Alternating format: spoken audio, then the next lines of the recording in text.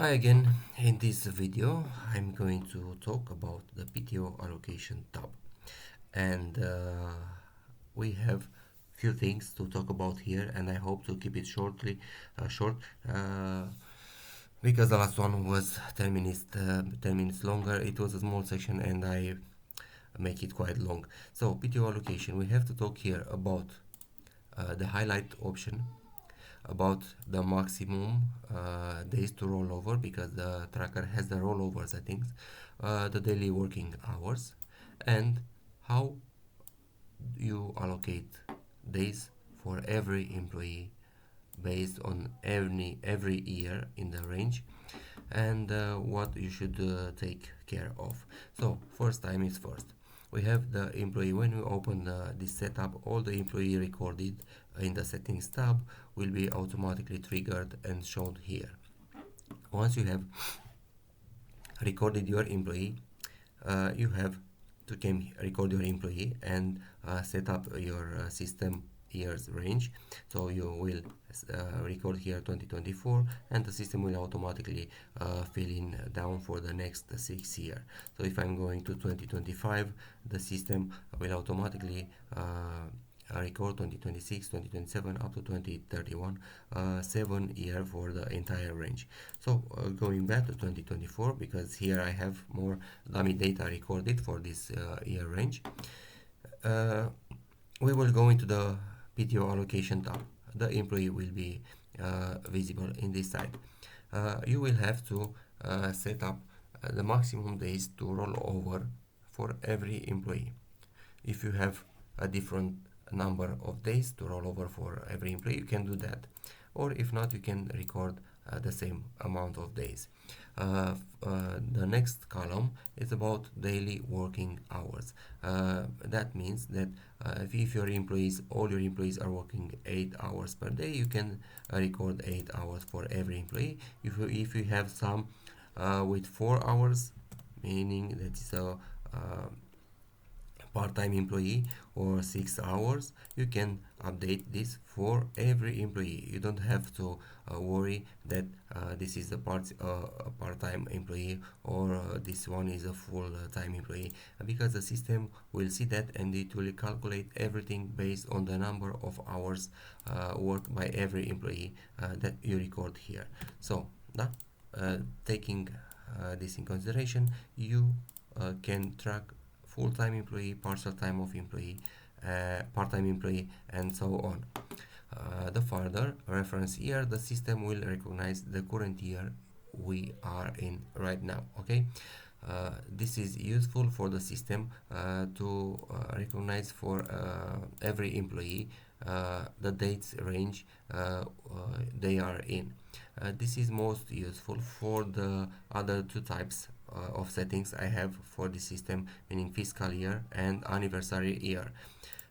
But you will see in those systems if you need of them. Total days, total allocated days for every employee.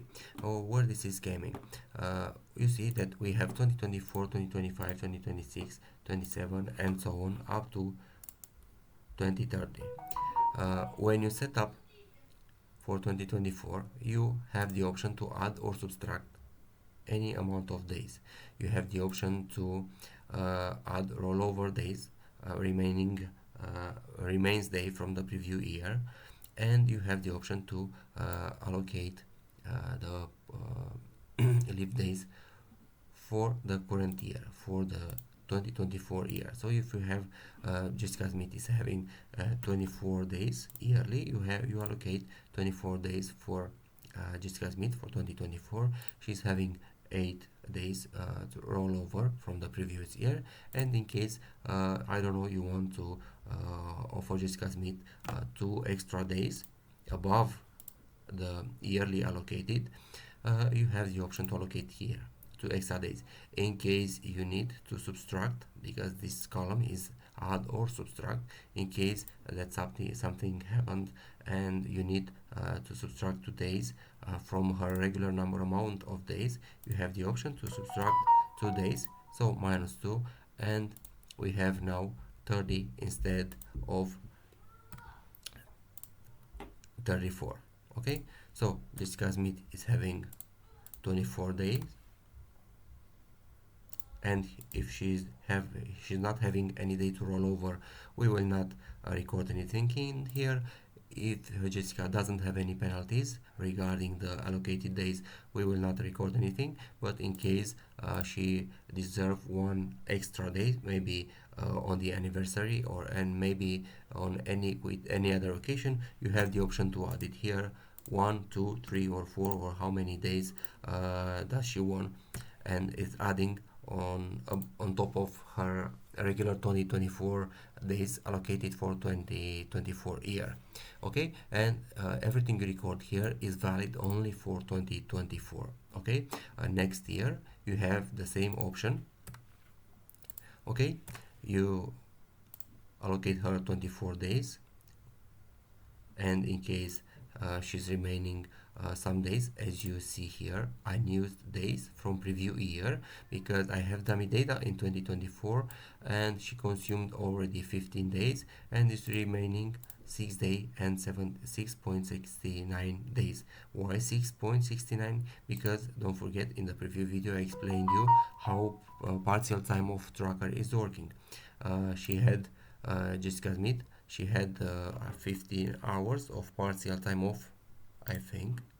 Let me see how many hours, partial hours she consumed on 2024. 18 hours and 30 minutes, and those 18 hours and 30 minutes are converted in full days based on this number of hours that represents our working day, okay. So 50 plus 2, 31, it means she is remaining unused from the preview year 6 days and 66.69 days. Okay, so by default we should allocate Jessica Smith those 6.69 days to roll over for the 2025 year.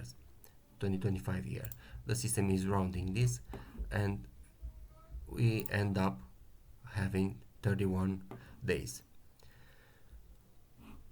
A new thing to show you, because we came here, as you see, the system rounded up and it's greater than 60.69. If we record 6.6, the system will also see it as a 7, but it will not mark it as red, because we only see 7, but the system is calculating 6.6 days. That's why it is not red. In case we allocate exactly 7, as I am typing now, this will be red, because and we have two checkups, two validation in the same times. One, the rollover shouldn't be greater than the unused days from the preview year, and in this case 7 is greater, and also in the same time it shouldn't be greater than the maximum days to roll over for this employee. So if we record 5 days, the system is allowing us to do this because it's smaller than the unused days from the preview year, and it's also smaller than the maximum days to roll over. Let's switch it back to see the difference. Let's say Jessica Smith has the right to roll over only 4 days. Instead, in this situation, we will see that even if 5 is smaller than 6.69 days, which should be rollover because it's remaining unused, is still red, and the system is warning us because Jessica Smith is not allowed to roll over more than 5 days, okay, then 4 days. If we go to 6, then the system, okay, if seeing this 6 is smaller than 6.69 days, is also smaller than 6, which is the maximum days to roll over. And in this way we can go further and proceed with the PTO allocation for every year in our range. How to set up this range, because I haven't mentioned in the beginning. We don't have to do anything in here from the settings tab. If we set up the system for 2025 and go back to the PTO, this is not 2024, but it's 2025, 2026, 2027, and so on. If we intend to use this starting from 2028, we'll see it's going up to 2034 by itself. And if we go back to the PTO allocation, we see that the system is saying that we want to use this from 2028, only that we have to start to track the PTO allocation from the year we start to record the request. If we start to record the request in 2024, the system have to start from the 2024. Okay, if we start to use the system in January 2025 and our records are in 2025, then the year setup should start from 2025. Okay, and doing this thing, I guarantee you that you have 7 years to track everything for every employee, as you see here, because I have set up this for 2025 and we are now in 2024. The system is not seeing any date in the current year, and that's why we have everything highlighted in red. Okay, going back and set up to 2024, because we basically started to record the request in 2024, and the system will see now that reference year is 2024, as we have now December 3, 2024, and seeing the standard year is starting to January 1st up to December 31 and 2024 available. Okay, the last thing we have to talk about is this option, highlight years not currently in use, yes and no.